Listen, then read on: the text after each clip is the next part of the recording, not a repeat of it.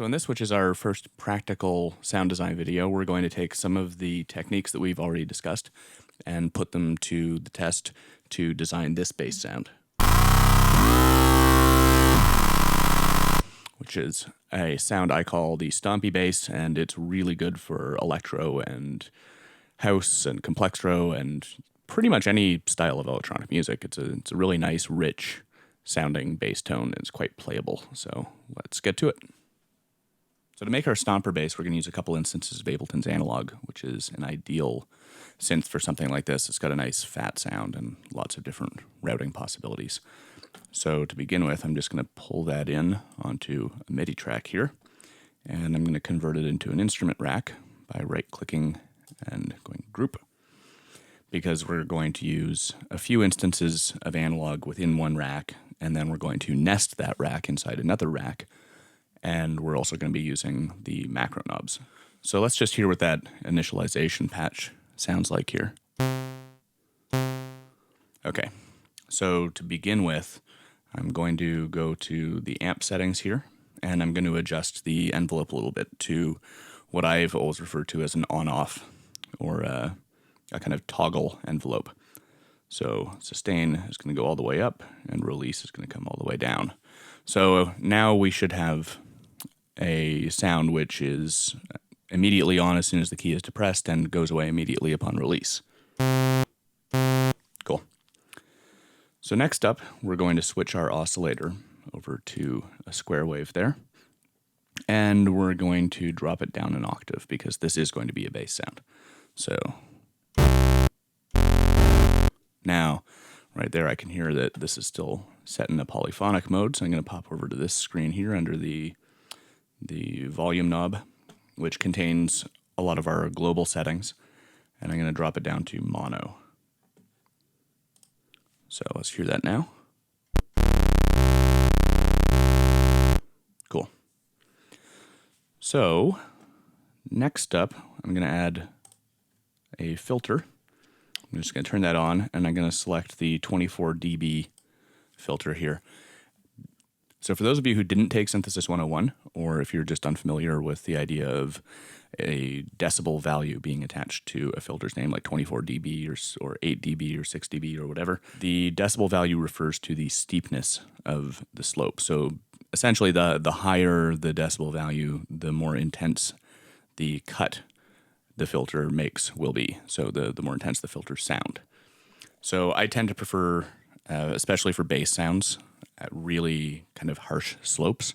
So we're just going to, by default, go to pretty much all of the steepest possible slopes. So in this case, we're going to use the 24 dB as our low-pass filter. And I'm just going to leave that on for right now because we're going to do some stuff with it in a little bit, but we don't actually need it at the moment. So next up, I'm just going to introduce our first effect here, and it's going to be a saturator, and we're going to use the A Bit Warmer preset and just drop that in behind. Let's just have a quick listen to that now. We're not actually going to do too much to this. Let's just adjust the drive setting a little bit.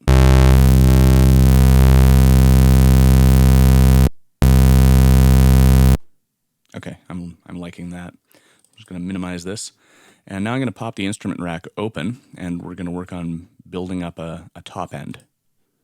So I've already adjusted a few things on this instance of analog that I'm going to want to have in the top end as well. For example, the envelope times and switching it over to mono and so on. So I'm just going to right-click and duplicate that. So now we've got two of the same instance, and I'm going to immediately rename this mid because this is going to be our mid-level synth. And I'm going to rename this top because this is going to be our top-level synth. So while we're working on the top level, I'm just going to solo it quickly here. And what I want from this top level synth is actually just to provide some grit and some buzzy high harmonics. Now, in order to achieve that, I'm actually going to do something that might seem counterintuitive because I'm going to drop this down another octave. And that's because I'm going to switch the filter type from low pass over to high pass. And again, I'm going to go for the 24 dB filter.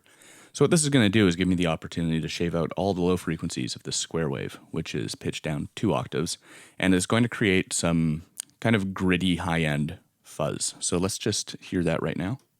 Nothing. Bring this down.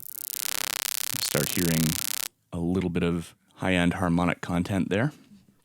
So I'm just going to bring the resonance up a little bit because we really want to emphasize this.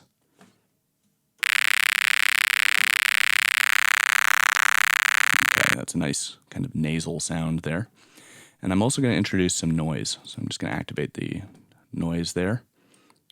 And I'm going to actually flip all these over just so they're going through filter 1 only. And I'm going to bring the color of the noise all the way up so that we're getting a nice bright white noise signal. Now this is probably going to be quite loud to start off with, and I'm just going to dial it back. So yeah, that's huge. I'm going to bring that back to negative 33 there.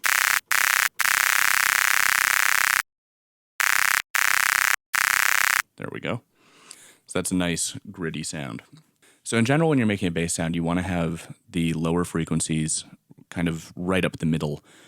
And that's just because when you're playing something out on a big system, you want your bass to have a really large impact. It's also kind of a holdout from the vinyl days. Back in the day when stuff was actually pressed to vinyl, having low frequencies unbalanced, as in panned left, right, or anything other than really straight up the middle could cause the record needle to skip. So it's a little bit of a holdout, but it also has a very practical purpose, and that is making the bass frequencies really big and loud and dominant. So we're going to just listen to the top and mid together here. So that's nicely layered up. Let's actually make sure that we're not clipping here. I'm just going to add the utility to the overall output here and just drop it a little bit. And then I'm going to start adding utilities to the top and mid lines here. So let's start with the mid, and I'm just going to put it on after the saturator there. And I'm just going to reduce the stereo width a little bit because the mid is providing the kind of mid frequencies. We're going to be layering a sub underneath, and the sub will be mono, but I do want to make sure that my mid-level synth here is a little bit narrower. I'm going to flip up to the top line here, and I'm going to put a utility on there as well. And I'm actually going to expand that a little bit. Not all the way to 200%, but we'll go 150. And that's just going to give us a little bit more width in the extreme top frequencies. It's just going to cause a little bit of expansion of our top level sound here. The other thing that I'm going to do is I'm going to add unison onto the top level. Now, unison essentially doubles up the voices in this case, or we can add more voices if we want, but it helps create a chorusing kind of sound. It's slightly detuned, doubled up voices that create some interesting stereo effects and interesting harmonic motion. So I'll just solo this again, and I'm going to just play with the top end, and I'm going to play with the detune setting here.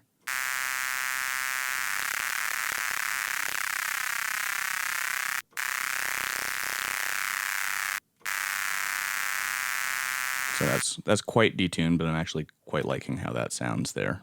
I'm going to drop the noise slightly. And let's just pop our saturator open, and I'm going to give it a bit more drive. I'm going to give it a little bit more resonance, and I'm going to increase the filter cutoff a little.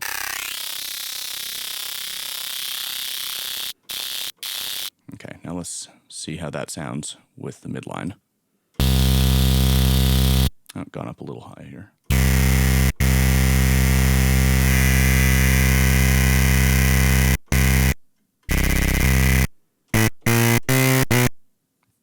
Cool. So that's nicely balanced out, and that's working quite well together.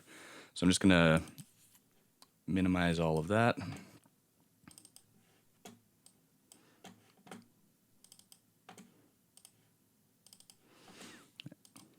So that is our first instrument rack there, which I'm just going to rename mid top. And I'm then going to right click and group that into another instrument rack. So as you can see, mid-top is now the first chain. And I'm going to introduce another instance of analog here. And I'm going to rename this sub. So just quickly before we really start working on this sub, there's a couple things that I want to add to our mid-top layer. So I'm just going to deactivate the sub so that we can hear what we're working with. And those things are going to be an instance of EQ8 and a compressor. So we're not going to do too much with the compressor. We're actually just going to use it to tame the output a little bit. But the EQ8 I'm just going to use to shave out some of the extreme low frequencies of this, because our sub is going to be providing a lot of that bottom end, and not necessarily the top end synth, but certainly the mid-level synth is going to be providing a little bit of low frequency tone as well, which I just want to make sure is cleared out of there so that the sub can really have some room to do its thing. So let's just listen to this.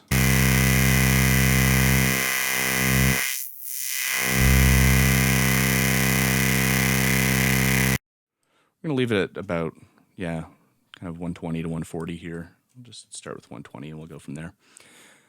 And then let's just have a look at the compressor.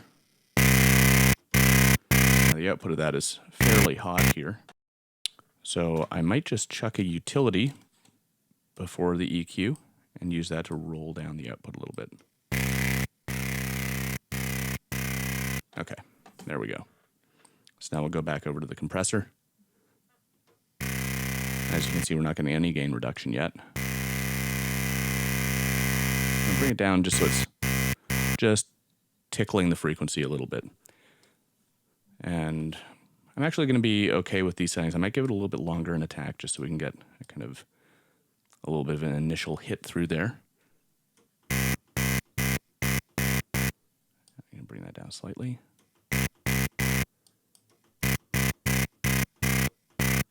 Okay, that's going to do for now. So let's flip back and we'll activate our sub again. And let's just listen to the sub alone. Okay, so we've got to adjust our envelope settings again here. Just do that quickly. I'm going to drop it down 2 octaves all the way over to filter 1, even though we're not using it right now, we may. And I'm going to flip it over to a sine wave. Remember, sine is going to be one of our kind of default waves for subs because it's a nice low harmonic wave. So it's going to give us that low end without providing much that's going to interfere with what the mid and top lines are doing. Again, I want this to be definitely straight up the middle. So I'm going to put a utility in. I'm going to bring the width down to 0. And I'm also going to bring an instance of saturator back in. I'm going to put that before the utility just in case we need to do a little bit of gain reduction afterwards. But the saturator is just going to provide a little bit of harmonic overtone to our subline here. So it's a nice deep sub there. Let's bring this up a bit.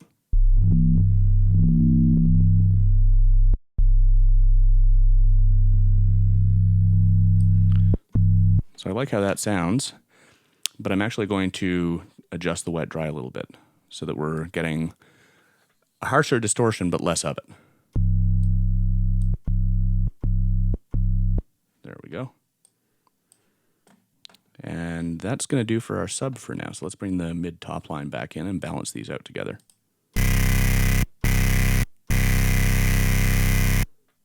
I'm liking how that's sounding as is. I might bring the sub down slightly.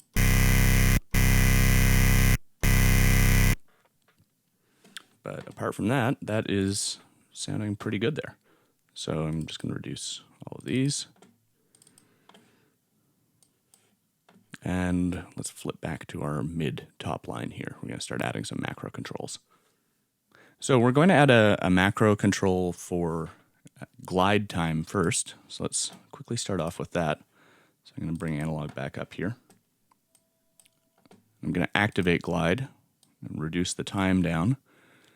And I'm going to take that, I'm going to map it to, we'll start with macro 4 here because I like using macros 1 through 3 for kind of more obvious instant gratuity controls, but the glide time is definitely a primary one, so we're just going to attach that there. I'm going to do the same thing for our mid-level synth. And now this macro knob will affect glide time. On the other hand, this is in our nested instrument rack. So to get it all the way on the outside, I'm then going to apply it again to macro 4. So now our enclosing rack is going to control the glide time. And we can do the same for our sub. So there we go. Now all 3 analog synths are controlled by the same knob here on our enclosing rack. So let's just hear what that sounds like. Nope, we've got to flip that into mono. There.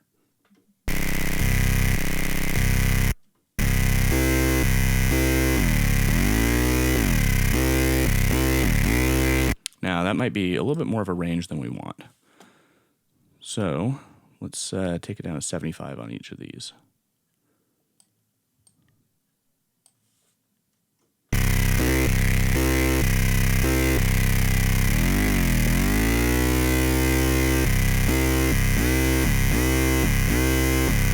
Okay, that's a good amount.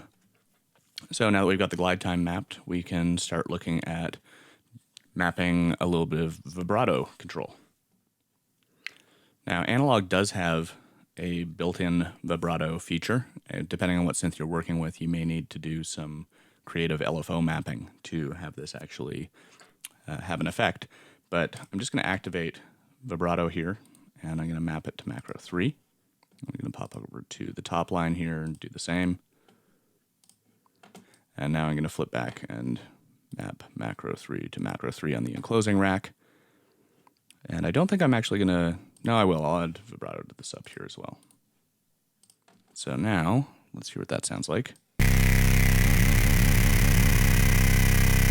So that's cool for now, but next I want to start adding a little bit of a low-pass filter effect. Get some nice acidic squelch. Now, we could use Ableton's auto filter or some other form of filter on the overall instrument rack, but I want this to re-trigger with node on. So we're going to use the onboard filters. So remember, the signal from our top level analog synth here is going through a high pass filter. Obviously that's not going to give us the low pass filter effect that we want. So we're going to have to do a couple things with the routing here. I'm going to activate filter 2 to start off with and flip it over to, again, a 24 dB low pass. And I'm going to activate the amp stage for filter 2 and deactivate the amp stage for filter 1. So I just have to quickly adjust the envelope settings here again so we get that same envelope that we had before. So now I have to make sure that the signal from filter 1 is being passed to filter 2. And let's just have a quick listen to it here.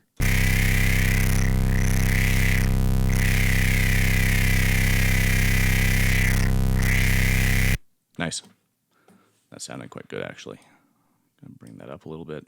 Maybe a little bit lower cutoff on that high pass filter. A little bit less resonance. Okay, that's nice and gritty there. So now we can start adding our filter cutoff effects. So I'm going to quickly map all of the filter cutoffs to macro knob 1.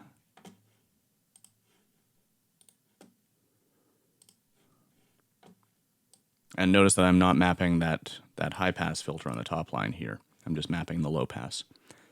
So now macro 1 is going to be cutoff. And we're going to have to quickly range restrict that because it's going to be too much. As you can hear, that's completely gone. So we'll just flip over to map mode. So we're just going to adjust our minimums here. And we'll go probably start with 228 here. Now we'll go even higher than that.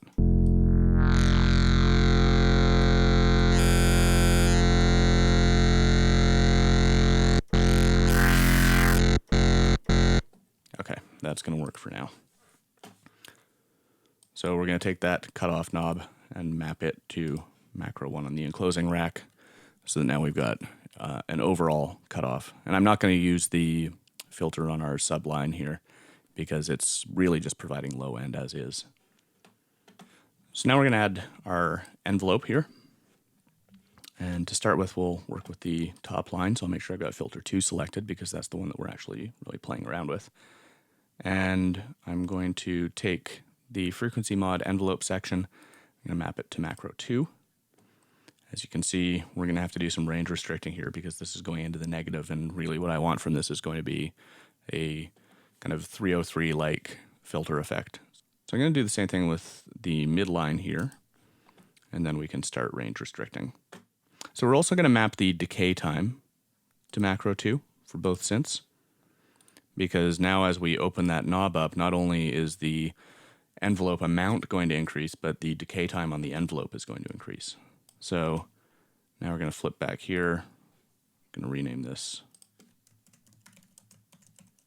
as filter env. And now time to start range restricting. So right off the bat, we're going to put 0 as the minimum value here. So now only as we increase the knob will that filter envelope come into effect. And 15 seconds is going to be too long for the maximum on this. We're just going to drag it down to even 133 is going to be long. 978 milliseconds, we'll leave it there. And 5 milliseconds is going to be too short, so we'll bring that up a little bit. Try 50. Oh.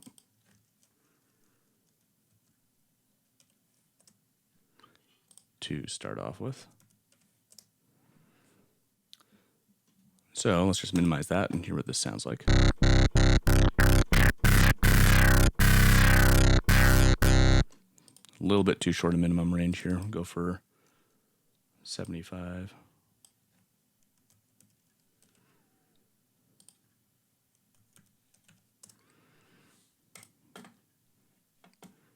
And let's hear that again. Okay, and we'll map that to macro 2 on the enclosing rack. Flip back, and now we've got a nice selection of controls that we can actually utilize here.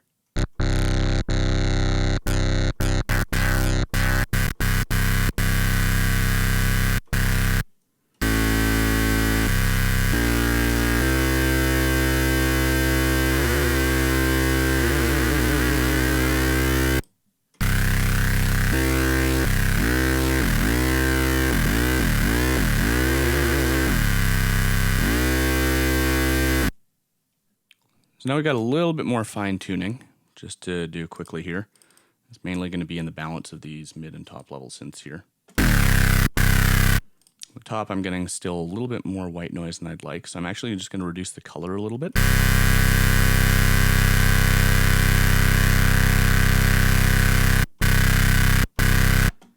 And I'm getting a little bit more of a unison spread than I'd like, so I'm just going to reduce the detuning a little. Let's hear it without the saturator.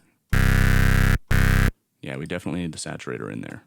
So I also want to emphasize a little bit more of the low frequencies here. So I'm just going to bring the cutoff down slightly.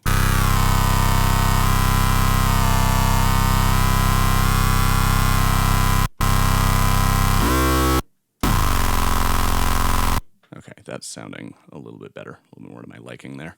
So I'll just flip back to the enclosing rack, and we're just going to rename this as Stompy bass, and chuck it up here into our instruments and save it. So now we've got our Stompy bass done, and it's ready to use in some tunes. It's quite a nice sound. Definitely will fit well with any kind of electro house or breaks or any kind of funk tune.